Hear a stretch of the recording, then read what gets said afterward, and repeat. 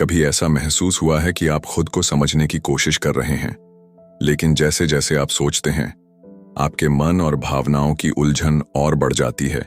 या फिर कभी ऐसा लगा हो कि आप अपने जीवन में अंदर की शांति ढूंढना चाहते हैं, लेकिन हर कोशिश बेअसर लगती है? अगर हां, तो आप अकेले नहीं हैं।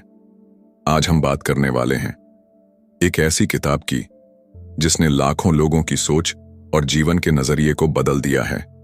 Reflections on the self. J Krishnamurti द्वारा इस वीडियो में मैं आपको उस किताब के सबसे महत्वपूर्ण विचार, उनके अर्थ और ऐसे व्यावहारिक सबक बताऊंगा जिन्हें आप अपनी जिंदगी में आसानी से समझ सकते हैं और अपना सकते हैं। तो अगर आप तैयार हैं, चलिए शुरू करते हैं और जानते हैं कि हम खुद की असली पहचान और आंतरिक शांति तक कैसे पहुंच सकते हैं। अध्याय 1, स्वयं की खोज। क्या आपने कभी सोचा है कि हम सच में कौन हैं?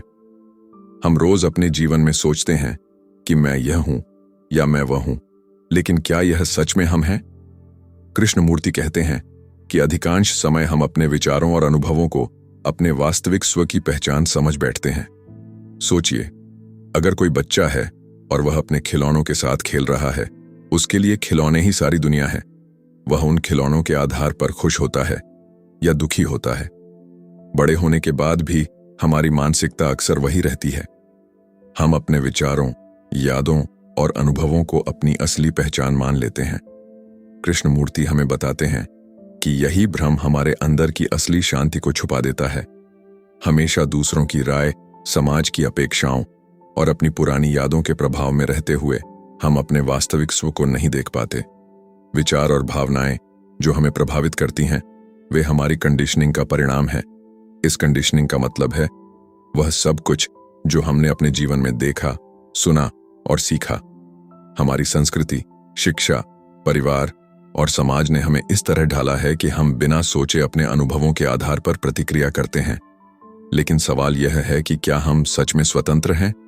क्या हम सच में वही कर रहे हैं जो हमारा स्वाभाविक है? कृष्णमूर्ति कहते हैं कि स्वतंत्रता केवल तभी संभव है जब हम अपने विचारों और कंडीशनिंग को समझने लगें। जब हम अपने मन के स्वचालित ढंग को देखकर यह समझ लें कि हम क्यों सोचते हैं और क्यों महसूस करते हैं, तभी असली जागरूकता पैदा होती है। यहां एक आसान तरीका है समझने का। कल्पना कीजिए कि आपके मन में हर समय एक टीवी चल रहा है। टीवी पर पुराने अनुभवों और यादों की फिल्म लगातार चल रही है। आप उसी फिल्म को अपनी जिंदगी समझते हैं, लेकिन अगर आप सिर्फ उस फिल्म को देखने लगें, बिना उसमें खुद को जोड़ने या बदलने की कोशिश किए, तो आपको धीरे धीरे पता चलेगा कि आप वह फिल्म नहीं हैं। आप सिर्फ देखने वाला हैं। इसी तरह ऑब्जर्वर और ऑब्जर्व्ड का फर्क समझ आता है। ऑब्जर्वर यानी जो देख रहा है और ऑब्जर्व्ड यानी जो देखा जा रहा है। जब हम अपने विचारों, भावनाओं और अनुभवों को ऑब्जर्वर की तरह देखते हैं, तो हम एक नई तरह की स्वतंत्रता और शांति महसूस कर सकते हैं। कृष्णमूर्ति बताते हैं कि यह प्रक्रिया आसान नहीं है। हमारे पुराने डर, गुस्सा, ईर्ष्या और लालसा लगातार हमारे मन को प्रभावित करते हैं। लेकिन जब हम उन्हें बिना किसी निर्णय के, बिना उन्हें बदलने की कोशिश किए सिर्फ देखते हैं, तो हम अपने मन की असली प्रकृति समझ सकते हैं। यह केवल देखने की प्रक्रिया है। इसमें कोई अच्छा या बुरा नहीं, बस देखना और समझना। अक्सर लोग सोचते हैं कि स्वयं को जानने का मतलब है किसी शिक्षक या गुरु से सीखना, लेकिन कृष्णमूर्ति कहते हैं कि सच्चा ज्ञान बाहरी नहीं, बल्कि भीतर से आता है। जब आप अपने अनुभवों और विचारों को समझने लगते हैं, जब आप अपने भीतर की कंडीशनिंग को देख पाते हैं, तभी आप वास्तविक स्वतंत्रता और आंतरिक शांति तक पहुंच सकते हैं। तो अध्याय 1 में हमने यह समझा कि हमारी पहचान हमारे विचार और अनुभव नहीं है। हमारे भीतर ऑब्जर्वर की स्थिति है जो सिर्फ देखता है। इस देखना ही हमारी असली यात्रा की शुरुआत है।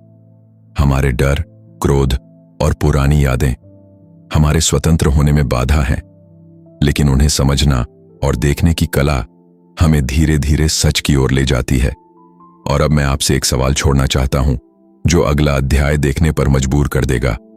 अगर हम ऑब्जर्वर हैं और अपने विचारों और भावनाओं को देख सकते हैं, तो क्या हम सच में अपने अनुभवों को बदल सकते हैं या केवल उन्हें देख सकते हैं? अगले अध्याय में हम इसी सवाल का जवाब खोजेंगे और जानेंगे कि स्वयं की जागरूकता हमारे जीवन को कैसे बदल सकती है। अध्याय 2, विचार और स्वतंत्रता। पिछले अध्याय में हमने जाना कि हम अपने विचार और भावनाओं के साथ अपनी पहचान नहीं हैं। हमारे भीतर एक ऑब्जर्वर है जो केवल देखता है। लेकिन अब सवाल उठता है, क्या हम केवल अपने अनुभवों को देखकर स्वतंत्र हो सकते हैं, या हम अपने विचारों और भावनाओं को बदलकर अपने जीवन को नियंत्रित कर सकते हैं? कृष्णमूर्ति कहते हैं कि वास्तविक स्वतंत्रता केवल तभी संभव है जब हम अपने विचारों और भावनाओं को समझने की कोशिश करें। बहुत बार हम सोचते हैं कि हमें अपने गुस्से या डर को दबाना चाहिए, लेकिन दबाने से समस्या खत्म नहीं होती। गुस्सा या डर अंदर ही रह जाते हैं और धीरे धीरे हमारी शांति को प्रभावित करते हैं। सोचिए, एक बच्चा है जो डर से रो रहा है। अगर हम उसे कहें कि रोना बंद करो तो डर गायब नहीं होगा, लेकिन अगर हम उसके डर को समझें, उसके नजरिए से देखें, तो बच्चे का डर धीरे धीरे कम हो जाता है। इसी तरह अपने मन की कंडीशनिंग को समझना जरूरी है। जब हम अपने पुराने अनुभवों, डर और सोच के पैटर्न को ऑब्जर्वर की तरह देखेंगे, तो हम धीरे धीरे उन पर नियंत्रण पा सकते हैं। कृष्णमूर्ति एक और महत्वपूर्ण बात बताते हैं। हम अक्सर यह सोचते हैं कि सोचने से हम स्वतंत्र हो सकते हैं, लेकिन असली आजादी सोच में नहीं है। सोच तो पिछले अनुभवों का परिणाम है। हम वही सोच सकते हैं जो हमारी यादों और कंडीशनिंग ने हमें सिखाया है। इसलिए केवल सोचने से हम सच में स्वतंत्र नहीं हो सकते। तो फिर क्या करना चाहिए? कृष्णमूर्ति कहते हैं कि हमें देखने और समझने की कला सीखनी होगी। देखना मतलब यह नहीं कि हम विचारों को दबाएं, बल्कि यह कि हम अपने विचारों को जांचने और समझने की कोशिश करें। हम अपने मन से पूछें, यह विचार क्यों आया? क्या यह मेरे पुराने अनुभवों का नतीजा है, या क्या यह सच में मेरे भीतर से आया है? यह अभ्यास धीरे धीरे हमें मन की गहराई में ले जाता है। हम अपने डर, क्रोध, ईर्ष्या और लालसा को ऑब्जर्वर की तरह देखते हैं, और तभी हमें यह एहसास होता है कि हम अपने विचारों के बंदी नहीं हैं, हम उनके देखनहार हैं। और यही जागरूकता हमें असली स्वतंत्रता देती है। कृष्णमूर्ति यह भी बताते हैं कि भावनाएं और विचार हमेशा स्थायी नहीं होते। जैसे बादल आकाश में आते और जाते हैं। अगर हम उन्हें ऑब्जर्वर की नजर से देखें, तो उनका असर हमारी स्थिरता और शांति पर कम हो जाता है। हम समझते हैं कि विचार और भावना हमारी पहचान नहीं है। वे केवल क्षणिक अनुभव हैं जो आते हैं और चले जाते हैं। एक और महत्वपूर्ण बात जो कृष्णमूर्ति कहते हैं, हम अक्सर अपने अनुभवों को बदलने की कोशिश करते हैं, लेकिन केवल बदलने की कोशिश से मन का संघर्ष खत्म नहीं होता। जब हम अनुभवों को ऑब्जर्वर की तरह देखते हैं और उन्हें समझते हैं, तब बदलाव अपने आप आता है। यह स्वाभाविक और सहज होता है, जैसे पेड़ अपने फल स्वयं पैदा करता है। इसलिए जोर जबरदस्ती से कुछ बदलने की आवश्यकता नहीं होती। समझ और जागरूकता ही परिवर्तन की कुंजी है। अब सोचिए कि अगर हम अपनी सारी सोच, पुरानी कंडीशनिंग और भावनाओं को ऑब्जर्वर की नजर से देख लें, तो क्या हम सच में मन की पूर्ण स्वतंत्रता और आंतरिक शांति पा सकते हैं? कृष्णमूर्ति का उत्तर है हां, लेकिन इसके लिए लगातार अभ्यास और ईमानदार देखना जरूरी है। यह कोई तात्कालिक प्रक्रिया नहीं है, यह जीवन भर चलने वाली यात्रा है। हर दिन हमें अपने मन के स्वचालित पैटर्न को समझने और देखने की जरूरत होती है। अध्याय 2 में हमने यह सीखा कि केवल सोचने से स्वतंत्रता नहीं मिलती। अपने विचारों और भावनाओं को ऑब्जर्वर की नजर से देखना जरूरी है। अनुभवों को बदलने की कोशिश करने से नहीं, बल्कि समझने और देखने से बदलाव आता है। विचार और भावनाएं अस्थायी हैं और उन्हें ऑब्जर्वर की तरह देखकर मन की शांति प्राप्त की जा सकती है। और अब मैं आपसे एक सवाल छोड़ता हूं जो अगला अध्याय देखने पर मजबूर कर देगा। अगर ऑब्जर्वर और ऑब्जर्व्ड के बीच का अंतर समझ में आ गया, तो क्या हम अपने दैनिक जीवन में इस जागरूकता को लागू कर सकते हैं? क्या हम अपने गुस्से, डर और चिंता को वास्तविक समय में पहचान कर उन्हें नियंत्रित कर सकते हैं? अगले अध्याय में हम जानेंगे कि कैसे यह जागरूकता हमारे हर दिन के जीवन को बदल सकती है और हमें पूर्ण स्वतंत्रता की ओर ले जा सकती है। अध्याय 3, जागरूकता और दैनिक जीवन। पिछले अध्याय में हमने सीखा कि अपने विचारों और भावनाओं को ऑब्जर्वर की तरह देखना हमें वास्तविक स्वतंत्रता की ओर ले जाता है। लेकिन अब असली सवाल यही है, क्या यह जागरूकता केवल सोचने समझने भर तक सीमित है या हम इसे अपने रोजमर्रा के जीवन में भी लागू कर सकते हैं। कृष्णमूर्ति कहते हैं कि अगर जागरूकता केवल किताब पढ़ने या बैठकर ध्यान करने तक सीमित है तो उसका कोई वास्तविक मूल्य नहीं। असली जागरूकता तब है जब हम इसे अपने हर पल की जिंदगी में उतार सकें। सोचिए, जब हम गुस्से में होते हैं तो हमारी पहली प्रतिक्रिया होती है कि हम तुरंत जवाब दें, कभी आवाज ऊंची कर लें, कभी सामने वाले को दोष दें। लेकिन अगर उसी समय हम रुकें और ऑब्जर्वर की नजर से देखें कि हमारे भीतर क्या हो रहा है, तो हम देखेंगे कि गुस्सा एक ऊर्जा है जो हमें प्रतिक्रिया देने पर मजबूर कर रही है। अगर हम इसे सिर्फ देखें और समझें तो गुस्सा धीरे धीरे अपना असर खो देता है और उसी पल हम सही और शांत निर्णय ले सकते हैं। यही है जागरूकता का अभ्यास।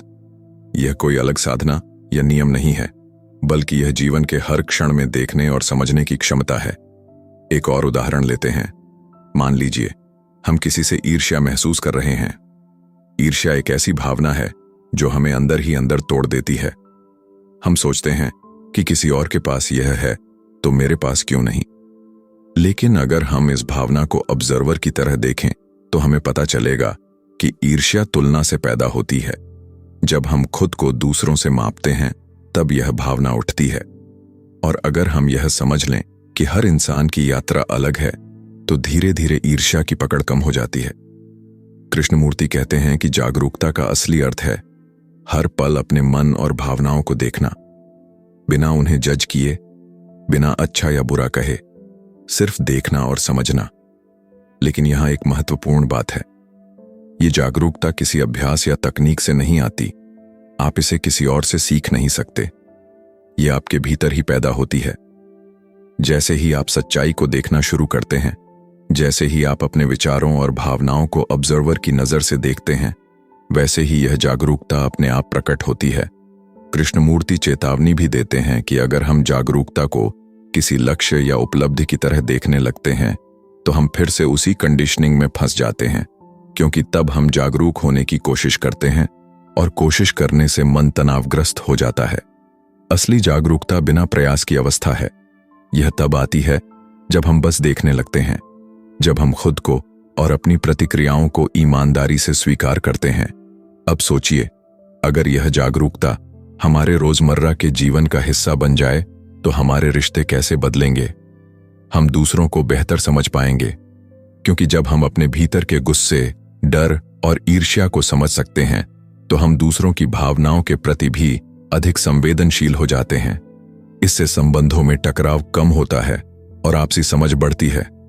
इसी तरह कामकाज में भी जागरूकता बेहद उपयोगी है।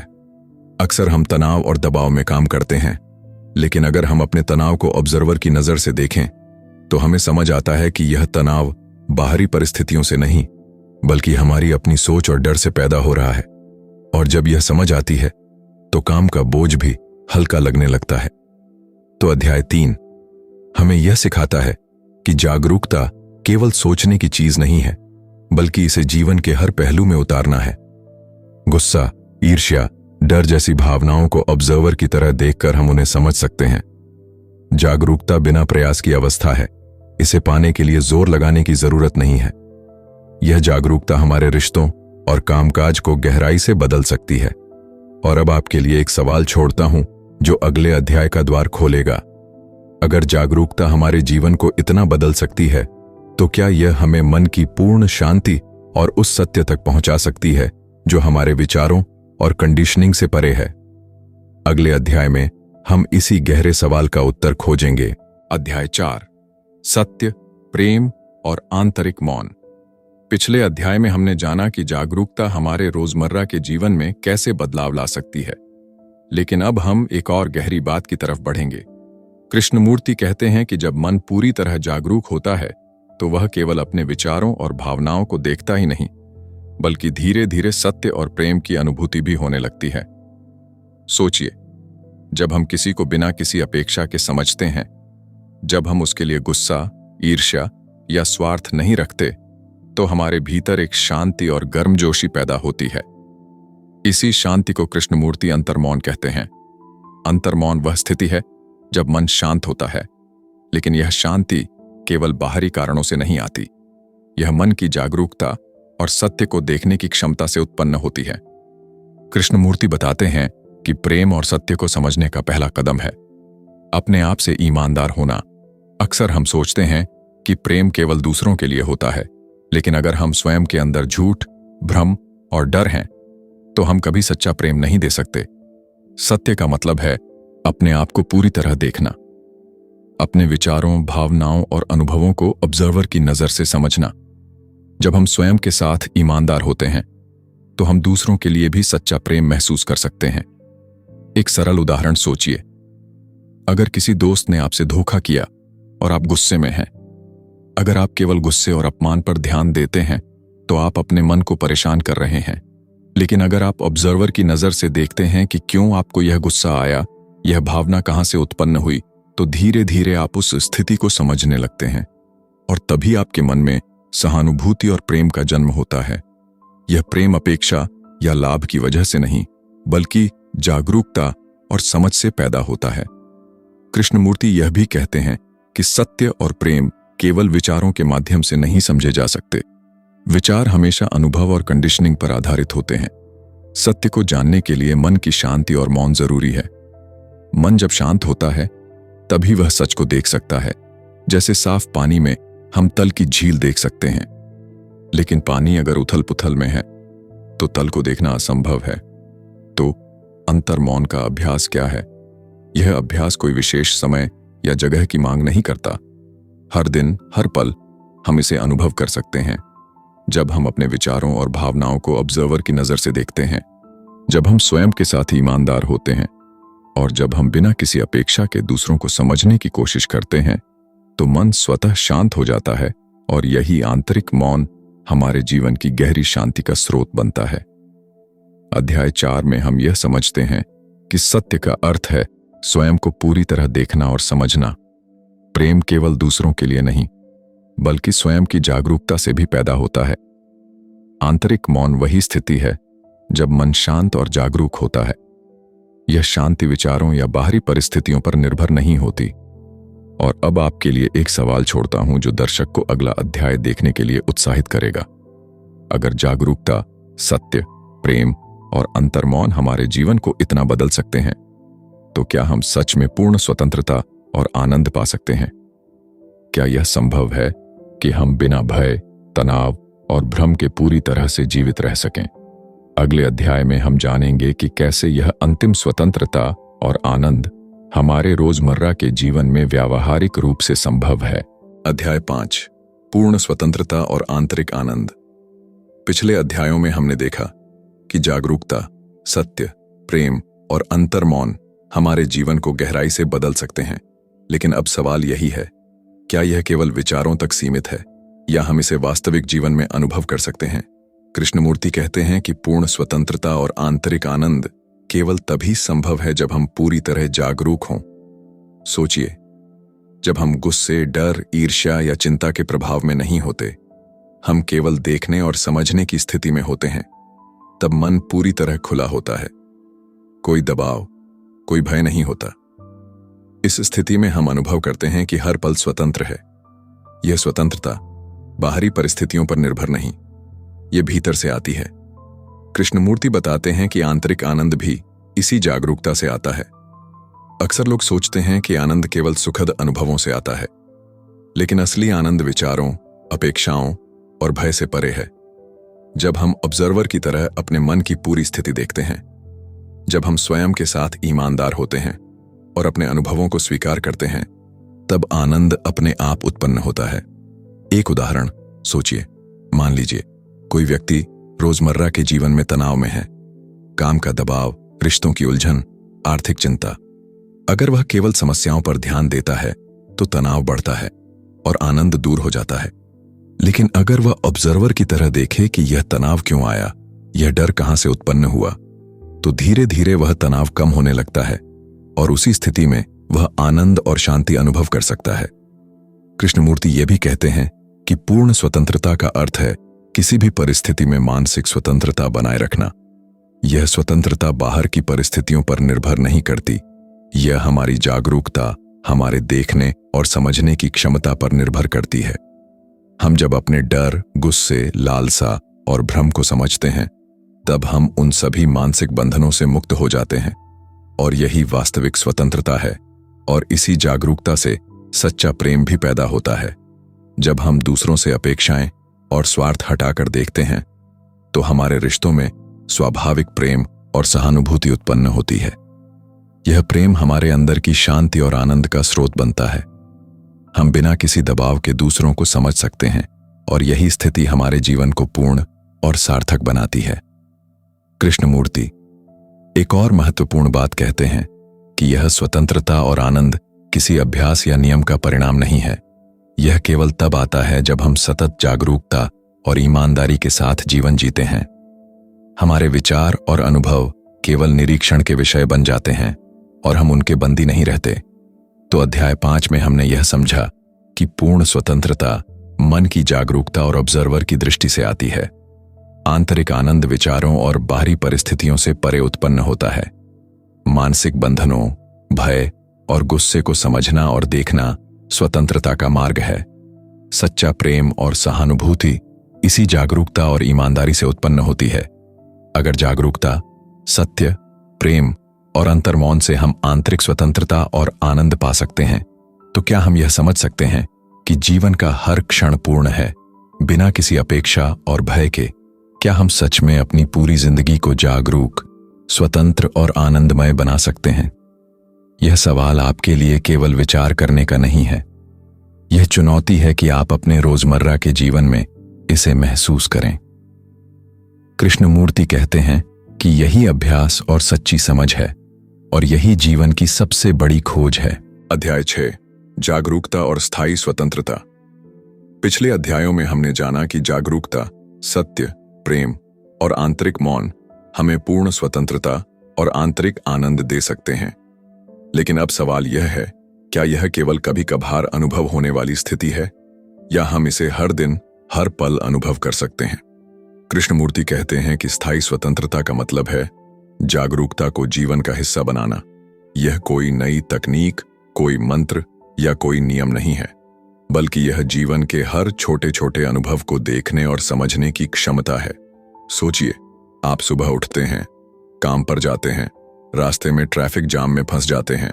अक्सर लोग गुस्सा या तनाव महसूस करते हैं, लेकिन अगर आप ऑब्जर्वर की तरह देखें कि यह गुस्सा क्यों है, यह चिंता क्यों है, यह भावना कहां से उठ रही है, तो आप देखते हैं कि ये केवल परिस्थितियों से नहीं, बल्कि आपके विचारों और अपेक्षाओं से हैं।